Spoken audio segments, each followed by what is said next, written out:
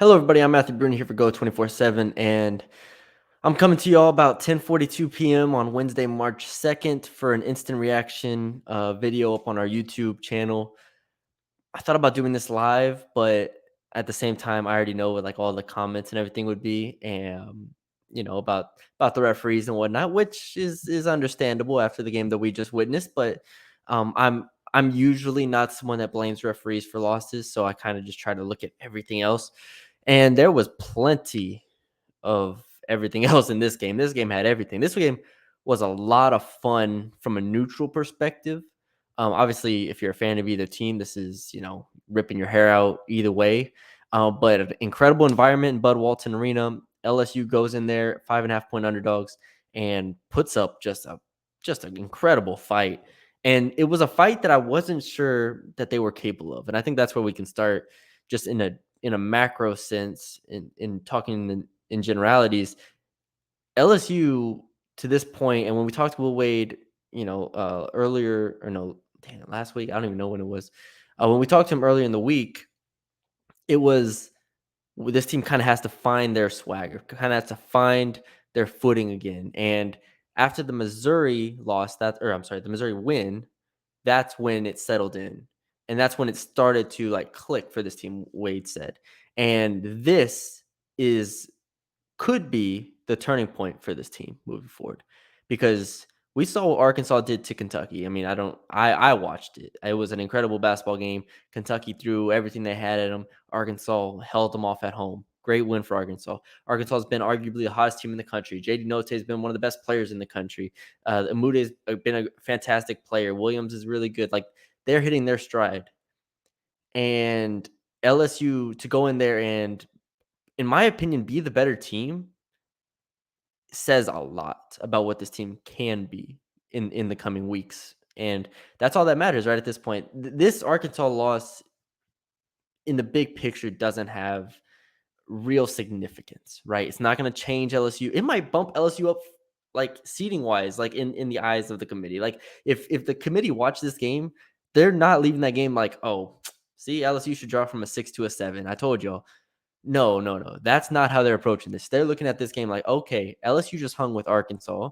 We know they've already beaten Tennessee. They've already beaten Kentucky. When they've had their full slate of guys, we know how potent they are.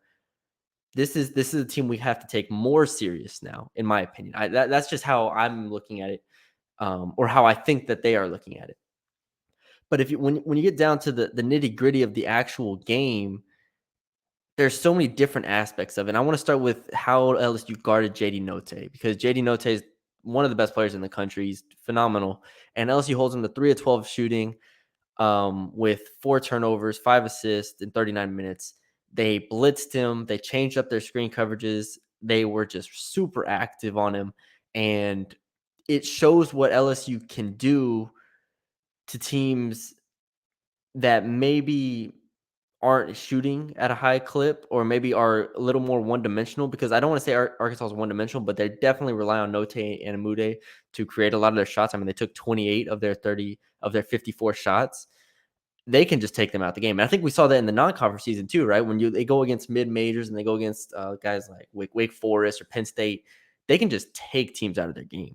And in SEC play, we've seen them kind of waver at times with that, right? Teams have been able to kind of spread them out. Teams have been able to get downhill on them, really attack the paint and put them in rotation.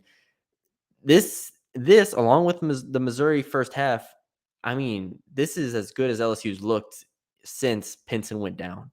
And if this is the defense that we're getting, obviously Arkansas scored 77 points. Yeah, box score. If you're looking at the box score, they shot 44%, 5 of 21 from 3, but they got to the free throw line 28 times, which we'll talk about in a bit.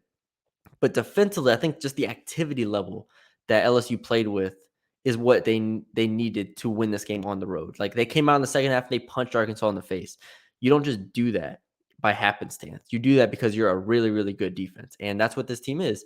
So if they can get back to playing that number 1, number 2 defense in the country level, they're still a top 5 defense. I'm not worried about their defense. I'm just saying, if they get back to that level, combined with the offensive performance that we saw today and the free throw shooting improvement, I think they went, what was it? 8. I don't want to speculate. I think it was like 18 to 20 or something against Missouri. They shot really well against Missouri. at the free throw line. Tonight they shot 18 of 19 from the free throw line. If they shoot 75% from the free throw line, this team is going to be very difficult to beat because they're so hectic. They're so aggressive at times. Just looking at specifics from LSU, Tari Eason, 24 points in 18 minutes, 6 of 14 from the field, 10 of 10 from the free throw line. I mean, the dude's a pro. I mean, he's just a dude. Tari Eason's phenomenal. Darius Days had one of his better games, 19 points, 7 of 12 shooting. Xavier Pinson, 12 points on 5 of 21 shooting, 5 assists, 3 turnovers. It's difficult because I think he was in control in the first half really, really well. Second half, he picked up some dumb fouls. I shouldn't even say dumb fouls. 2 of the fouls he had were just awful calls. I mean, on the charges that I've tweeted out that have like 500 favorites on them, just awful charge calls. So I can't even get mad at him for being in foul trouble, but it definitely took him out of his rhythm, and it definitely kind of made him angry, and he started to press a bit. But it's still, his presence is really good for this team. So you had Pinson. I thought Gaines played a fine game. And then everybody else was kind of just did what they usually do. And Wani with 3, Reed with 2, Murray with 6. He was 2 of 11. I still want more from Brandon Murray, but the game had a little bit more of a flow to it, right? Offensively, like if we were watching this game, we were like, okay, this game actually has some like flow to it, has a bounce to it, has a rhythm to it, which you a lot of times you don't get from LSU games. Either they're fouling or their offense is stagnant, and you're just like, okay, well, what am I watching? It's pretty ugly. Tonight there were only 10 turnovers for LSU. They when they weren't turning the ball over, their defense was set, and they were really, really good. And so I leave this game overall saying LSU might be hitting a stride. Now, obviously, I say that aware that they play on Saturday against Alabama and at home in a game that I think they probably it's hard. I don't think they need to win it, but it would be very, very nice if they did win it. It would make life a lot easier going into the tournament. I think they should win it. I think they'll be favored to win it, but it's not a must win. And going into that game, I think LSU might be playing its best basketball since Xavier Pinson went down with the injury, which was against Tennessee, where they were just beating Tennessee, and now we see Tennessee is like a 12-4 team. So I leave this game strangely optimistic, and the way I have a couple other notes along with the limiting turnovers, which I thought was huge, huge, huge, huge. If they limit turnovers, they are very difficult to beat. Limiting turnovers and making free throws, because if you look at the numbers, like they're not good in those categories. If they do that, I mean, it's a Sweet 16 caliber team, right? It's what I've said all along this entire season. I've wavered once on that stance, and that was after the loss to Ole Miss. And I think I was acting out of emotion mostly, but the rest of the season, I was like, this is a Sweet 16 team. Like, I believed it still. Maybe I'm wrong. Maybe they lose first round. Maybe they make Final Four. I have no idea. But still, I think tonight shows this team is going to be capable of knocking off, if they get a 6 seed, winning a first round game against 11, and then putting up a hell of a fight against a 3 seed, whoever that 3 seed is. I just think they're equipped to do it at this point, and it says something for this team, right? If you're on the team, you're like, okay, no one in this country can look at us, or we're not going to look at any team in this country and be like, all right, I'm not sure if we can beat them, because even though they had beaten Kentucky, even though they'd beaten Tennessee, since then, who have they beaten, right? A&M, like Missouri, Georgia. This was the performance in a loss. This was a performance that I think that rallies them together, and they say, oh, we are that team from the non-conference. We are that team that beat Kentucky and Tennessee. And if we do this in the tournament, we're winning at least 2 games. So I think that's what makes it really interesting. Another thing I want to highlight is the offensive rebounding. Do I have the numbers up? 22 offensive rebounds for LSU, 21 second chance points. And the first half, I was really concerned about that too. I was concerned about their effort on the boards. And then the second half, they just were monsters. They were men. Tari Eason. I thought Efton Reed had a pretty good game on the glass. Darius Days, as usual. Their guards always get into the rebounding. Rebounding, I keep qualifying everything with if, because they've been an inconsistent team for a lot of this year, but there's no denying that what they're capable of if they can rebound at this level, make free throws. and play like this, I mean, they're gonna be a tough out. So let's get to the last thing I want to bring up is the free throw shooting, or the opponent free throw attempt rate, which is already one of the lowest in the country. They foul the hell out of people, and it was the difference in this game, right? Arkansas gets the line 28 times, makes 24 of them. They've done this all season, so I don't want to act like this is like, oh, this is an abomination of refereeing. There were some bad calls, of course, but I think on both ways there were a couple bad calls. The thing is this team's always gonna enter games at somewhat of a deficit, and they have to compensate for the amount of free throws they're gonna give up with the steals. And I think tonight they had 9 steals, and that's what kept them afloat for a while, right?